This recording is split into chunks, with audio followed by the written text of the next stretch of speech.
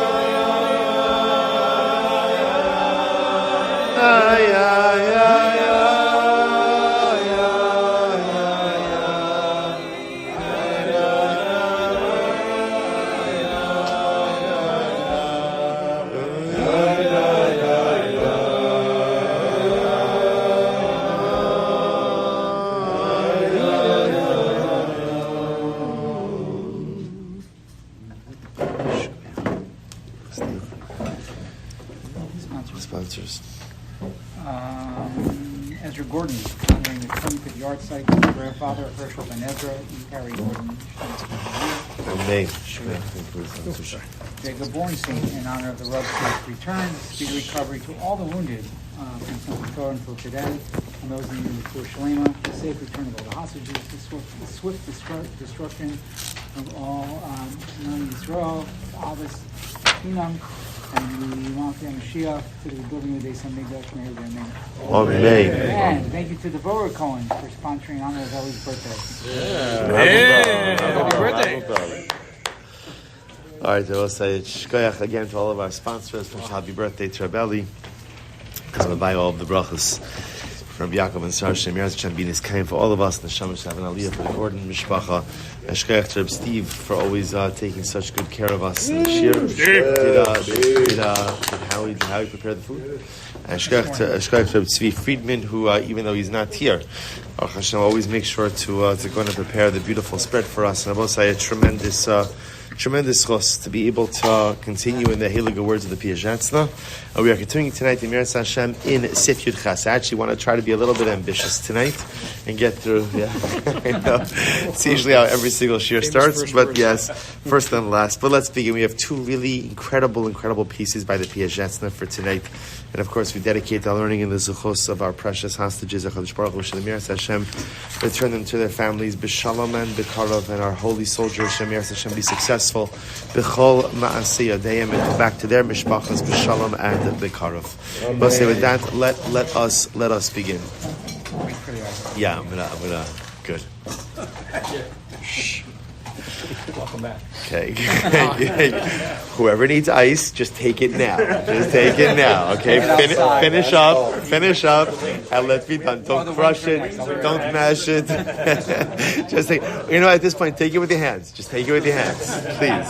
That's a great Gosh. All right. So we're continuing Miras Hashem tonight in the Piazetzna in section Yud Ches. So the Rebbe says as follows. Well, this is such a beautiful piece. The next two pieces are on one. Well, let's see. Im lo ta'amta od es ta'ama shel tefillah k'shinikia min bakasha tzrachecha. So the Piazetzna speaks it like this. We'll say, I'll translate the words first. He says, if you have not yet tasted the beautiful taste of tefillah, of prayer, when it is free from any petitional requests. Wow. Now, what does that mean? So Rebbe understands. We'll say that generally when we daven, right? Generally, what form does davening take?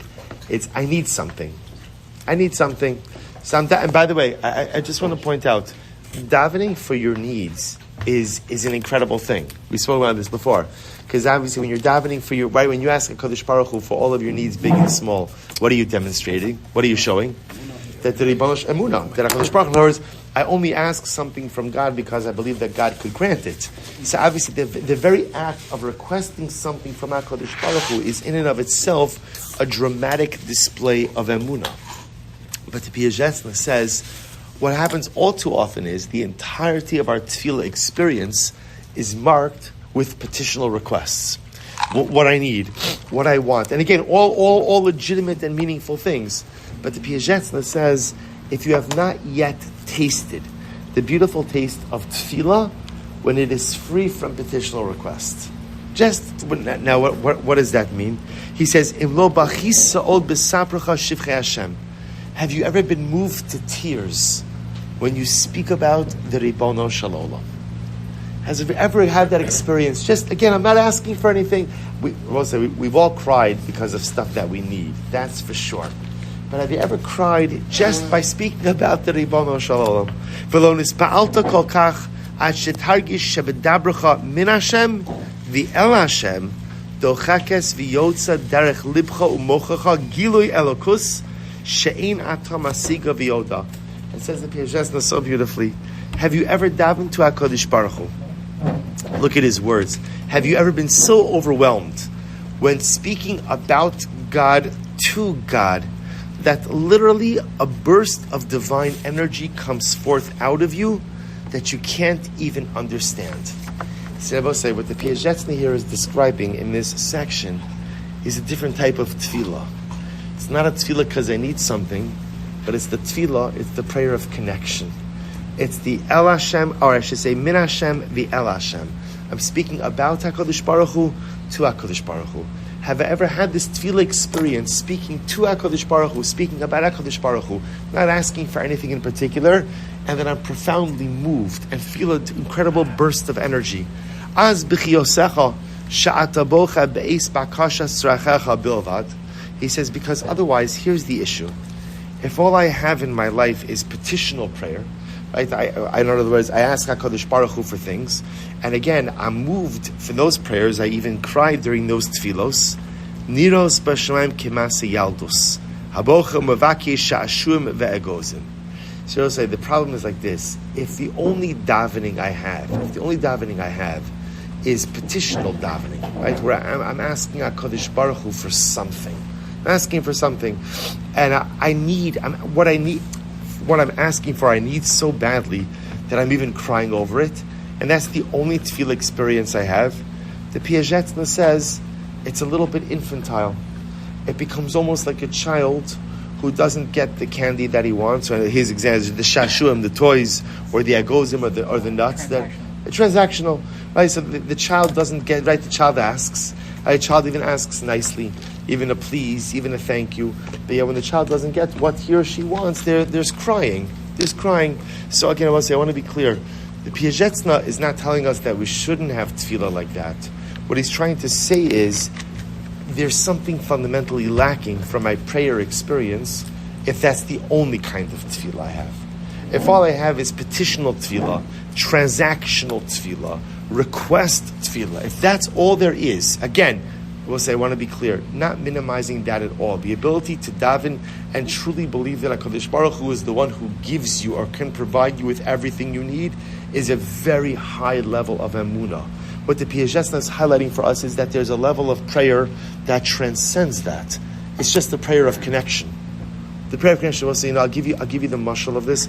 Do you remember we had this? I actually quoted this in one of the shirim I gave in Eretz Yisrael. I quoted this.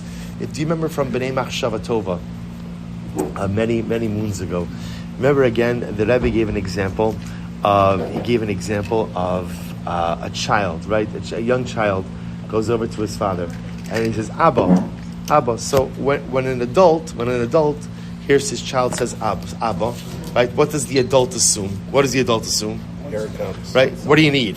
What do you need? Right? So the father lifts up the child. And the child again says Abba, and the father is looking. Yeah, tell me what do you want? I remember again the Piagetna writes the child nestles his head into the nook of his father's neck, and he just says Abba. He just says Abba. You see, what young children truly understand and truly believe in, the child doesn't need anything. Or he does need something. He just needs Abba. He just needs Abba. So the Piagetna is describing what I say, and again, this is that sometimes like we miss almost like this simple beauty in our relationship with Hashem. Because we do need a lot, right? Every single one of us needs a lot. And we'll say, the only people who don't need a lot are just the people who are not thinking about all the things they actually need, right? But on any given day, like the inventory of stuff that I need from HaKadosh Baruch Hu is pretty significant. So obviously I'm not davening all day long. So it makes sense that when I am davening, right, that again the bulk of my tefillos are going to be focused on the stuff that I need. It makes sense. It makes sense. The Rebbe says, but don't lose out on the other form of tefillah. Don't lose out on Abba Tefillah. What's Abba Tefillah? Abba Tefillah is just a tefillah, is just something that ultimately, again, is just a connection to HaKadosh Baruch Hu. Again, the way the Piagetna describes it over here, and it's a feeling that I start speaking about Hashem, and I end up speaking to Hashem. Is that by thanking him for the brachas you have? And It, going from, like, I think we could get to it in different ways. I don't know that you're going to see. He's going to make a suggestion how to get there, but in Achinami, how you get there, I think, could be very subjective. The point that Rebbe is saying is just take time to just daven to Hashem. Just take time to say Abba. Just take time to be together. He goes on. He says something so beautiful. He says, "Asay zosefo." So a person will say, "Okay, you know what? This sounds beautiful. I'd love to have this, but how do I reach this level of just talking to Abba? Just talking to Abba without necessarily requesting anything in particular, right? Again, how do I get to this level? Look what he writes. He says, Azov al shah al shtayim es ha'olam u'sha'ona. The Rebbe says, just leave the world for an hour or two. Right? I think it's a halavai, right? Leave the world for an hour or two. Our mumias, I'll tell you like this, I had on the just got back from Eretz Yisrael this afternoon, so I I had like a code for Wi-Fi.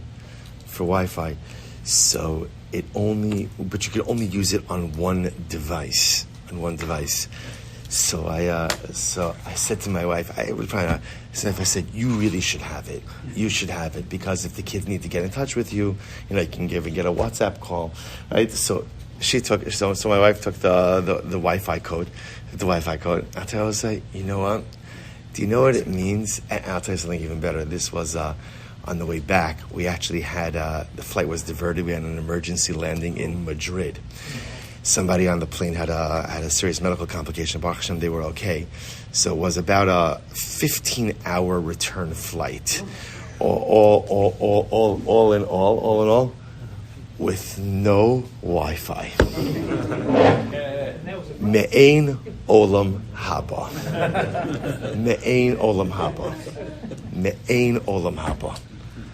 I got to learn like I haven't learned it how long. I slept for a little bit. Didn't sleep enough, but it was. I'll say, the Piaget says, sometimes you just have to take a little bit of time away from the world. Sometimes you just need to be disconnected. He says, he goes, Azov al shah shtayim esa olam ushona armumius chachmasa urutzon hashebecha. Leave aside your intellect. But leave aside your intellect, right? Literally, armumius chachmasa means like your chiseled intellect, right? Or literally means like your cunning intellect. But it means it's like, don't think so much. Stop thinking so much. Urutzon hashebecha v'hisboded yechidi. Hisbodedus, be alone with yourself. Vim efshalacha, and if able to, lechayara, go to the forest. In other words, forest doesn't have to be just forest. It means go into nature. Go into nature. V'haveras atzmacha liyitzur tam pashet ben yitzurei Hashem. This is incredible. When you go into nature, says the Piaget, no? This is incredible. The concept of hisbodedus, of being alone with yourself, taking time away, that's not unique to the Piaget. No? I think this next line is, the Piaget says, and when you are in nature, just view yourself as a simple creation amongst other creations. So when you go into that forest, right, and you see the trees, the truth is, I'm like a tree. I'm the stream. I'm the grass. I'm the flowers. I am another one of HaKadosh Baruch Hu's creations in this whole beautiful world of creations. V'yachad im hashemesh v'hayareach v'atziporim v'chol atzia yar l'asher lifnei Hashem. And I'm like together with the sun, the moon, the birds, the trees of the forest, and all of us ultimately have one simple avoda, which is to sing to HaKadosh Baruch Hu. And I will say, this is the beauty of Parak Shira, right? Parak Shira goes through all the different ways in which the various aspects of nature all sing to the Ribbon Shalom. Everybody sings their Shira. The Piaget says, sometimes step out of yourself, step out of your world, step out of your intellect, step out of your requests, and almost like become one with the natural world. And recognize that just as every piece of nature has its own song to sing to HaKadosh Baruch Hu, you also have your song. Rabbi Nachman in the Kutei Moharan in Reish Pei Beis, the Rebbe says one of the most beautiful ma'amarim. The Rebbe says that the highest form of avodas Hashem is a nigun, is a tune, is a song. Now, by the way, was there nigun and shira? Shira could have words. A nigun doesn't have words. Why is nigun the highest level? Because words require intellect. Right? You have to be able to articulate them. You don't have to know what they have to mean, but you have to. A nigun doesn't need any intellect. So the Rebbe says the ability to sing to HaKadosh Baruch Hu, not with your mind, but with your heart. The same way that the sky sings its shira, and the sun sings its shira, and the moon, everything sings its shira. I'll say, what's our avodah in life? It's find your nigun. Find your song. Just find your shira to HaKadosh Baruch Hu. But you're not going to find it. Here's the interesting part, is you're not going to find it while enveloped in your day-to-day. That's not the way it works. You only find your nigun, you only find your song when you step out of life. And when you join the ranks of the rest of HaKadosh Baruch Hu's creations. That's when you're able to step away from just simple petitional, transactional prayer, which is beautiful, and holy and meaningful and demonstrative of emunah, and you're able to get to real tefillah, the tefillah of Abba, the tefillah of connection, the tefillah of just being one with the Ribono Shel Olam. He goes on, he says, Basa legalus ulamales kala olam migdulasa yisbarach. And in that moment, when you sing your niggin, when you sing your song, when you become one with all of nature, you're able ultimately again to go ahead and to reveal and to fill the world with the greatness of HaKadosh Baruch Hu. Hachal nala mashal. He gives an example over here. Hachal nala mashal. Lahachriz lahamu lechola olam es adona olam es yidid nefesh v'tira imlo tisparetz nafshecha b'tifarta chutza likras malka v'kona. So I say, look what this Rebbe says like this. He says, well, let me finish. Sheskarev kivyocha elecha lahakshiv v'kol shirascha. So I'll say, he gives, so the Piyajan says, try it. He says, try it. He says, just cry out, call out to the world that the Ribono Shel Olam is the Adon Olam, that he's the master of the universe, that he is your Yedid Nefesh. I say, what is, we sing this, what does it mean Yedid Nefesh? Yedid Nefesh means the beloved one of my soul. I say, do you know what it means? We call HaKadosh Baruch Hu so many different things, right? Elokeinu, right? Avinu, Malkeinu. We have so many descriptive words for HaKadosh Baruch Hu. You know what the purest one is? The Yedid Nefesh. Ribono Shel Olam, you are like the best friend of my heart. You are my soulful companion. He says, the Piyajan says, say it. V'sira, imlo tisparis nafshecha b'tifarta achuta likras malka v'kona. And you'll see ultimately again, just by saying it, even if you don't yet feel it, that the kedusha, the energy will come. It goes on, and ultimately again, the fire of the heavens will burn within you.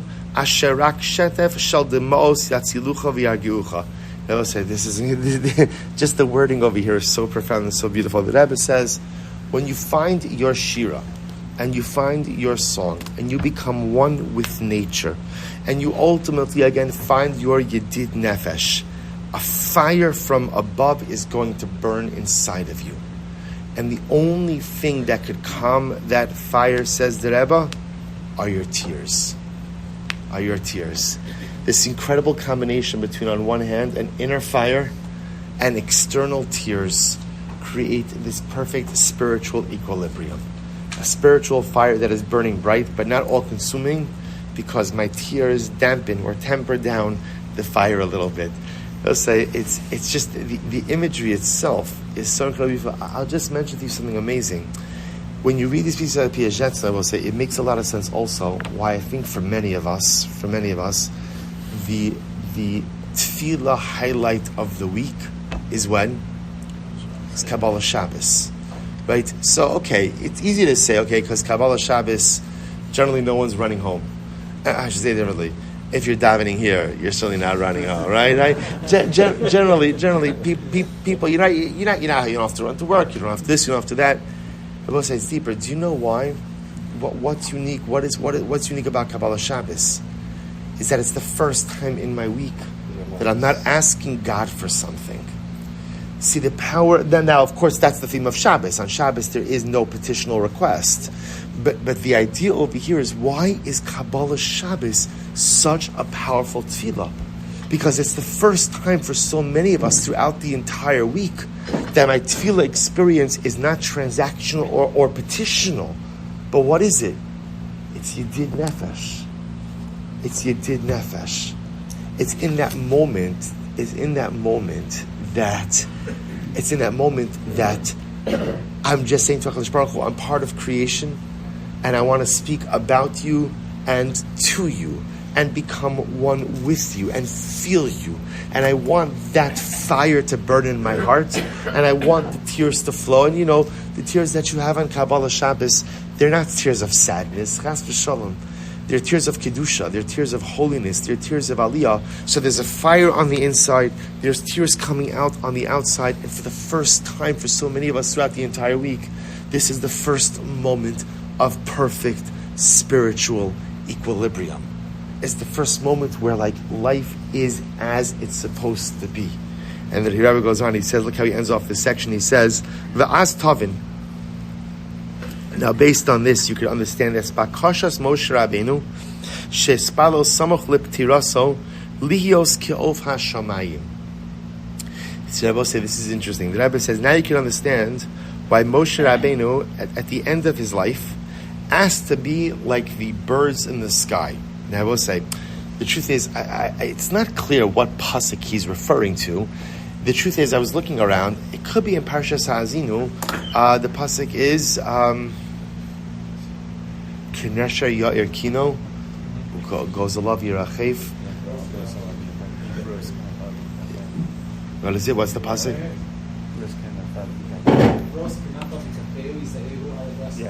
Good. So we'll say. So again, interesting enough. So Rashi HaKadosh, it's interesting. Rashi HaKadosh understands that the pasuk is referring to HaKadosh Baruch Hu, right? And it's referring to the fact that the Ribono Shel Olam carries us like the bird carries its young.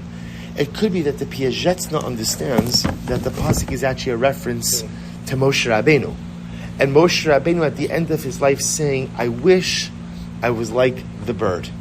Now, what does it mean when Moshe Rabbeinu says, "I wish I was like the bird"? L'saper v'loshir shiras Hashem lifnei Hashem ishtokeg. What does the bird do? What does the bird do? The bird sings its song, its unique song before HaKadosh Baruch Hu. That it's almost as if Moshe Rabbeinu is saying, Ribono Shel Olam. It's wonderful to be a Navi, and it's wonderful to speak to you upon him. All of these things are incredibly wonderful. But you know what I yearn for more than anything? I yearn to be like another piece of nature that just sings its song to you. David HaMelech says a similar idea in Sefer Tehillim as well. Mi yitein li ever keyona. If only I had wings like the dove. If only I had wings like the dove. So you see, it's interesting how great people often have this imagery of wanting to be like, I don't know, what we would at first glance feel as like lower levels of creation. Now again, there's many different levels of understanding of this also, especially by David HaMelech. But according to the Piazetzna, it's almost as if Moshe Rabbeinu was saying at the end of the day, what I want is just to be a part of nature. What I want is just to be able to sing to you. What I just want is not to have to engage in petitional, transactional prayer. But I just want to be able, Ribono Shel Olam, to sing to you, about you, connect with you. I don't just want to have a relationship of Avinu, or Malkeinu, or Hashem Roi Lo Echsa. I want Yedid Nefesh. So we'll say what comes out of section Yud Chas is really an incredibly profound yesod of making sure that we cultivate this second level of relationship with HaKadosh Baruch Hu, what we'll call the Yedid Nefesh level. And the only way to really accomplish that, says the Piazetzna, is to take time outside of the world, to be removed. Now he calls it an hour or two. Again, he didn't say an hour or two a day, right? He just said an hour or two. So maybe the answer is an hour or two a week, right? Yeah, maybe it's spread out over a week, or maybe it's just even 1 hour. I don't know what it is. You know, things are. I don't know. I don't know. I think it's we lead much more hectic lives, I think. But the point over here is to carve out some amount of time of his bodidus, dafka in nature, and the goal being to become like a fixture of nature. Just to become like another piece of nature, just like the bird does connect with the Kadosh Baruch Hu through its intellect. It just connects through its shira. Our job, I will say, is yes, there's petitional, transactional tefillah, a very important part of our life, and then ultimately, again, to carve out another piece in our lives as well, the Yedid Nefesh relationship as well. Incredible. There's a therapist, Jordan Peterson, who says that for any relationship to survive, it requires 90 minutes a week of just connection, not talking about kids or whatever it is, just 90 minutes a week. We're just connecting on It's beautiful. a non-transactional basis. So anything except the to-do list. Anything except the to-do list. Right, beautiful. Right, you're not allowed to talk about Beautiful. the kids. You know, it's interesting. I said that I meant this also in the shir that I gave in Yerushalayim. I said, you know, I told a story about there was a young woman who came. She was in Shidduchim and was talking about, she was going out with a particular young man, and things seemed to be going well, but she had a concern. The concern was that there were periods of time where they just didn't have anything to talk about. So you know. You got married? So You told me that, yeah. I said to him, I said, you know, of course, not externally, but internally chuckle a little bit. I sit there and say, sometimes the most blissful moments, the most blissful moments in marriage is not when you're talking about something. Sometimes part of the beauty of being in a loving relationship is just being able to sit side by side and not say anything. Right? This notion that the barometer of a meaningful relationship is always having something to talk about. Okay, I understand that's dating. And I understood what she was saying about sometimes what could be a potentially awkward silence. Right? But Lamaisa, just to frame it in the right way, there's sometimes the most moving moments that a person could have. And it could be with a spouse, it could be with a parent, it could be with a sibling, it could be with a best friend, is just being together. Just being together, nothing has to be said. I think what this is what the Piaget is referring to over here also, which is that sometimes the most beautiful moments that we have with our Kodesh Baruch Hu is we often think that the times of greatest connection to God are times when we are most vulnerable and most in need. And that's true, there's something to that, but there's also... Want us to cry out? How do you balance that? They're not mutually exclusive. That's the Piaget is saying, is you need both of these relationships. I think what the Rebbe is highlighting is we tend just to focus on the transactional piece and the petitional piece, and we forget about the Yedid Nefesh level of relationship, the concept of just being with Abba. All right, let's move on to section Yutes, paragraph Yutes. Yes, I think for the first time in the history of this year, I got this. We always sang for 10 minutes. I know. This is right. It's true. It's true. This is a profound piece. We'll say profound piece. The Rebbe writes as follows: Yutes, Baruch Hashem, Nichnasti Kvar Bishnas Ha'arba'im Mechaye. There's a birthday piece. Baruch Hashem, I entered into the 40th year of my life. Uba'od Eza Chadashim Eya Emirz Hashem Ben Arba'im Shleimim. So listen to this. In just a couple of months, I will be complete 40 years old. Look at the Rebbe writes. Zos Omeres Shekvar Yaschilu Hayimei Hayirida Shali Ukvar Aschil Lihizdakin. The Rebbe says, okay, and now that I've reached 40, right, everything is downhill from there. Right? Now, that's not exactly what the Rebbe says. Once you get to the age of 40, so again, that means now I'm beginning to enter into my older years. And I'll say, obviously, again, lifespans are also different. Everything's different. I'll say, but the Piaget's not highlighting this idea. We'll say, well, good. So we'll get. He says, this is an incredibly profound, reflective moment for the Piaget's now. I'm about to be 41 years old, right? I'm completing 40 complete years, and now I realize that the next stage of my life is upon me. Look what he writes: Libi yira v'yifchad. I'm scared. I'm not scared of getting old. I will say there are some people who are like mamish scared of getting. I'm not scared of getting old. Getting old is part of the process of life. Rak min dalos shnosai she'avru va'ovros bedalos v'reikos b'shiflos v'katnos. So what am I scared of? Essentially, in one word, underperformance. Underperformance. My life is going by, and I am scared that at the end of the day, right? Dalush nosai means the impoverished state of my years. That my years have gone by with impoverished and emptiness, with lowliness and smallness. So I'll say, isn't this incredible? The Piaget says, I'm not scared of getting old. Getting old is part of the process of life.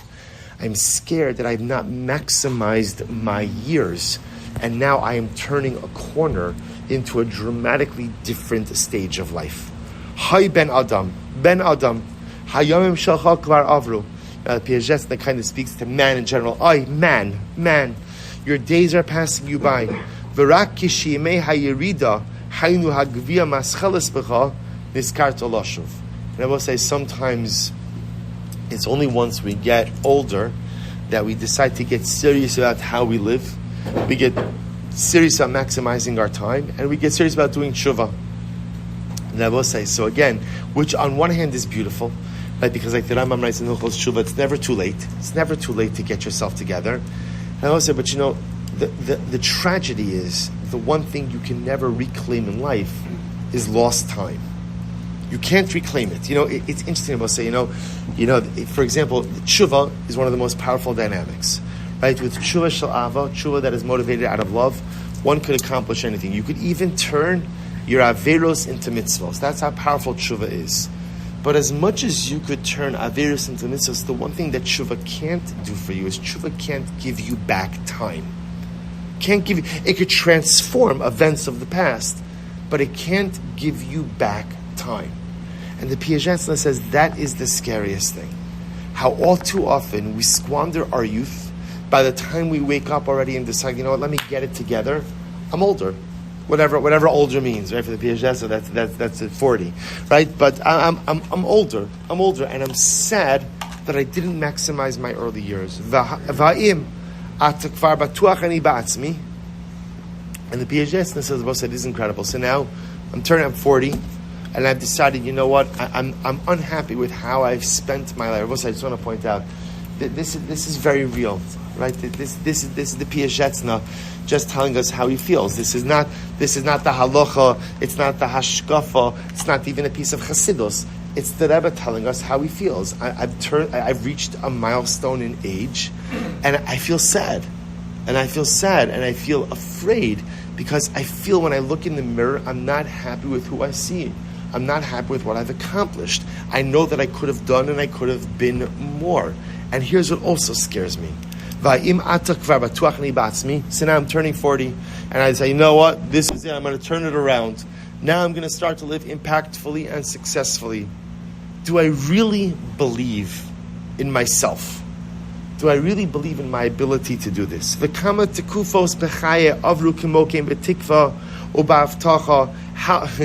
Piaget says, how many new starts have I given myself? Right? How many times, how many periods of life have gone by, and then another one comes, and I started filled with hope and with promise. Umahaya sofam. And then what happened at the end? Kisheleg biyom katzir namesu va'afsu. Like snow on a warm day that simply melts away. So much potential, so many new starts, says the Piaget. And yet again, I have yet to actually seize a real opportunity. Look what he writes. Gam kodim habar mitzvah. I remember having these feelings before my bar mitzvah. Kodim achasana. Before I got married. Hirgashti min yira v'eschaskus kazu. I felt the same type of urgency. This combination of urgency, excitement, pit in my stomach, hope, optimism, sadness, but yet again feeling that this is the turning point. My bar mitzvah, can you imagine this? My bar mitzvah, right? My bar mitzvah is going to be my turning point. My chasana, my wedding, again, chasan mochen lo kavanos. You get married, all of your averos are forgiven. So now again, this is going to be my turning point. Va'amarti az kvar muchrach ani me'ata lios even eman laHashem built lo levado. And I said to myself, before all of these major life events, this is it. This is it. I am going to become a trusted servant to HaKadosh Baruch Hu. Umi yodeya im gam ata kishiarech Hashem eshnosai ve'esragal b'shnos harboim kimo az gam ata. The Rebbe says, you know what? I said it before my bar mitzvah that this is my turnaround point, and it didn't happen. I said it before I got married that this is going to be my turnaround point, and it didn't happen. So now I'm 40. And I say, this is going to be my turnaround point. Why should I believe that I'm going to get it together more now than I did at any previous interval in life? Hayira yachad im hatikva. So Piaget says, I find myself in this interesting emotional crossroads. There's fear. What's the fear? The fear is that I'm going to let, once again, time and opportunity slip through my hands. But the fear is coupled with hope. What's the hope? The hope is that I'm going to finally turn things around. Tichlena v'tasfena chas v'shalom ein zichron l'rishonim v'gam. Must be a Gilgal. Yeah. All right. Good. Leave it alone. Good. So I'll say, ultimately, all right. Good. So I'll say, listen to this. So the Piaget says, I'm filled with this sense of hope. I'm filled with this sense of fear because, again, how many? I will say, no, does this? I don't know. I saw this. I'm like, oh my gosh, this is my life. This is my life. Except the Piaget's that's not true for him. It's absolutely true for me. How many times this is the turning point? This is the turning point. It was, all right, I'm not going to say it was my bar mitzvah. That I'm not going to say. But definitely the chasana, right? And then again, birth of a child, and then again 30, and then again 40, and then then Rosh Hashanah, then this, and then that, all of these different points. And the truth is, you know what? If I'm honest, I never really maximized any one of those launching points. I didn't. So now I'm older. Piaget says, so again, I didn't maximize the bar mitzvah. I didn't maximize the chasana. So now I'm turning 40, and I'm like, okay, this is it. But I'm scared because I said, this is it. This is the turning point so many times beforehand, and it wasn't the turning point. And I'm scared that once again, this is just going to be another time of saying this is the turning point. He goes on, he says, Aval. We'll say this is so beautiful. He says, Aval, alno, es ya'ish ata ba'o libi mizdazea min shnas haba mishal negdi. Piaget says, I'm not going to have yeyosh. I'm not going to allow myself to fall into the pit of despair. You're right. I didn't maximize the bar mitzvah. I didn't maximize the chasana. But I don't have to give up hope on maximizing 40. There is a brand new opportunity that is here in front of me. Umin reishis hazikna hakrova elai evare dalida nakshon. Anasal is azebechol kochi lekabel alai. So now, 40. The beginning says that Piaget of old age is upon me. And I'm going to maximize this new beginning. And I'm going to go ahead and with all of my strength, be mekabel upon myself, liskasher bo yisparach bekesher shel kayama v'chulei hai v'ulai. I'm going to commit to myself to renewing, to re-energizing, to re-concretizing, to re-solidifying my relationship with the Ribbon Shalom from this point and on. V'chulei hai, I'm going to try to do all of this, and maybe now I can actually accomplish it. So we'll say, how beautiful is this? On one hand, the Piaget is saying, I've made this promise to myself so many times before, and I haven't come through. So I could live life with Yehosh and say, come on, what's the point? How many times can you keep having the same conversation with yourself, saying, this is the point, this is where I turn it all around, and yet I never turn it up? Well, you know what Piaget says? Piaget says, I'm not giving up. I'm not falling into the traps of Yehosh. I'm not falling into the clutches of despair. 40 is going to be my new turning point. 40 is my new rebirth. So look what the Piaget says. They both say, this is beautiful. This is absolutely beautiful. We have a couple of minutes left. This is how we're going to end. Uma kabal alai. So the Piaget says, so now, okay, so I need a Kabbalah. And I will say, in general, we speak about this often. In life, whenever you want to actualize some opportunity or actualize just something, you have to make a Kabbalah on yourself. You have to take something upon yourself. Right? Because if you don't take something upon yourself, then a Kabbalah, taking something upon yourself, takes all of the emotions and energy and turns it into something real. So the Piaget says, I'm turning 40. I want this to be a new beginning, right? I want to get things together. I want to operate on all cylinders. So what do I need to do? What's my Kabbalah? He says, Lil Mod Yoser, okay, I could learn more. Piaget says, the truth is, I'm telling you, I think, like if I'm honest with myself, I learn a lot. Right? And I don't really waste time.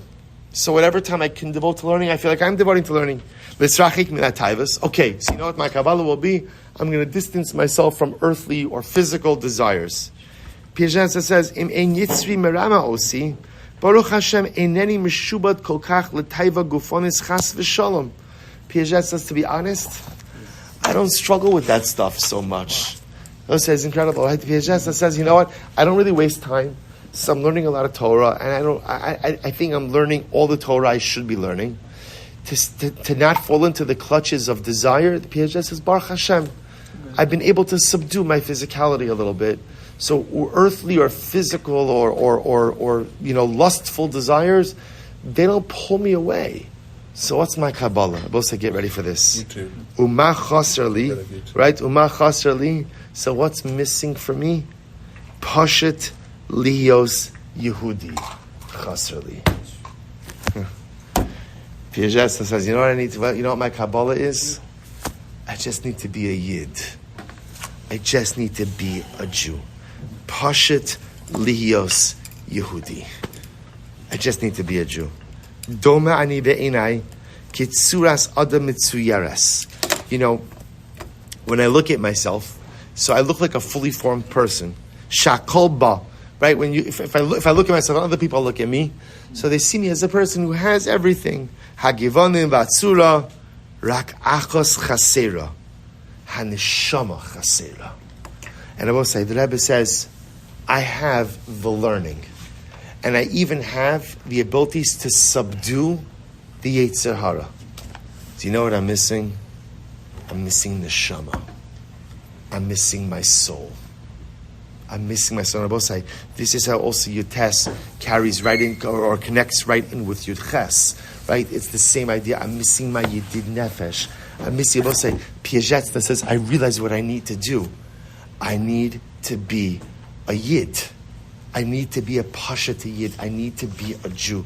I will say, the most incredible thing, and I think we all go through this, as you get older, so you realize that the recipe for success, at least the recipe for spiritual success, is much simpler than I originally thought it was. Right? So the Piaget says, I thought it was all about learning. So I learned Baruch Hashem. And the Piaget says, Baruch is not bragging. She's just telling us facts. I don't waste time. I maximize my learning. So ultimately, again, Yetzer Hara, Baruch Hashem, I'm not thrilled by my Yetzer Hara. By the way, can you imagine the ability to make such a statement like that? Right? Of physical desires, that's not really a thing for me. Right? Not really a thing for me. That's not my challenge. Baruch Hashem. So what's my challenge? I don't feel my neshama. I don't feel my soul. And so my avodah, my Kabbalah says the Piagetzna, is Lios Pashit. I'll say these three words. This is it. Pashit, Lios, Yehudi. It's the bumper sticker. I will say it's the mantra of the Yid. What do you want in life? Pashit, Lios, Yehudi. Pashit, Lios, Yehudi. Pashit, Lios, Yehudi. That's all I want. I just want to be a Jew. And what does it mean to be a Jew? It's someone who's able to feel his neshama. I just want to know that any time that I want to be able to feel my neshama at all times. If I can do that, then I'm a Yehudi. And if I'm a Yehudi, then I'm accomplished. Ribono shel olam. Sofa umabit kol ne'elam. HaKadosh Baruch Hu, you who are able to see all that is hidden. Suppose I turn the page. By the way, breakneck speed tonight. Breakneck speed. Right? Umabit kol ne'elam. Lefanecha es vada melfanecha es chanon. HaKadosh Baruch Hu, before you ultimately again, I admit, before you ultimately again, I supplicate. Mushlach umaruchak ani mimcha mikol heichalecha harcheik ma'od. I feel so far away from you, HaKadosh Baruch Hu. Pashat rotze ani me'ata lehisgayer v'lios me'ata Yehudi. HaKadosh Baruch Hu, all I want to do is I want to convert Kiviyachol. Right? We know Gershon Isgayer person converts Kekatan Shenola Dami. It's as if they're reborn. HaKadosh Baruch Hu, as I enter into my 40th year, and as I enter into this next stage of life called old age, I know what I want. I know what I need to do. I just have to become a Jew. I just have to find my neshama. I realize that the problem in life is I'm too distant from you. I'm too far away from you. So therefore, HaKadosh Baruch Hu, Ribono shel olam, Hoshi'eni shelo avala asherish nosai bein chamori asoni v'kalbi. HaKadosh Baruch Hu, do not let me throw away the rest of my life living amongst the donkeys, the mules, and the dogs. What does that mean? That don't let me be another piece of livestock. What does livestock do? Livestock just goes over here, goes over there, eats grass here, the grass is nicer over here, it comes over this, it comes over that, right? And just goes through the motions of life. One day it's alive and one day it's dead. Don't let me spend my days like that. Karev osi elecha, bring me close to you. V'achniseni heichal lifnim meheichal, and bring me into the closest of the close to you. Kshar osi elecha li'olam, bind me to you for all eternity. Li'olam vayad mitoch harachava. So I'll say, what an incredible and overwhelming and profound peace. So if we tie Yud Ches and Yud Tes together, because they're thematically linked. So working backwards, the Piaget says, as I enter into this next stage of life, the beginning of my old age, I'm scared that I'm not maximizing my life. That's a statement that Piaget makes. I know I'm not maximizing my life, but you know what's the lashon? Past performance is no indication of future success, or future result.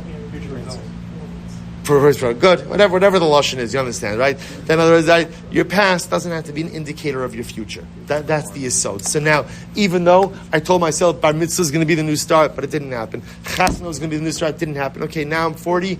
This is my new start, and I want to make it happen. But I need a Kabbalah. I need a plan. I need to know what I'm focusing on. It's not my learning. I've got that under control. It's not my taivas parchim. I've got that under control. So what do I need? Pashit liyos Yehudi. How do I do that?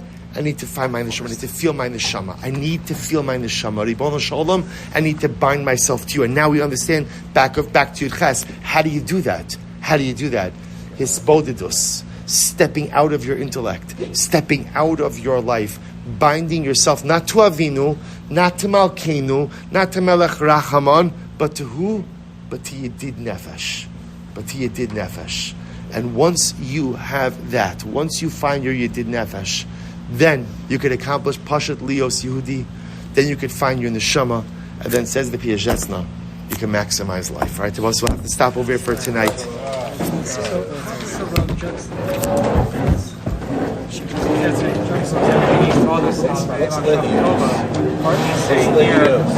TV.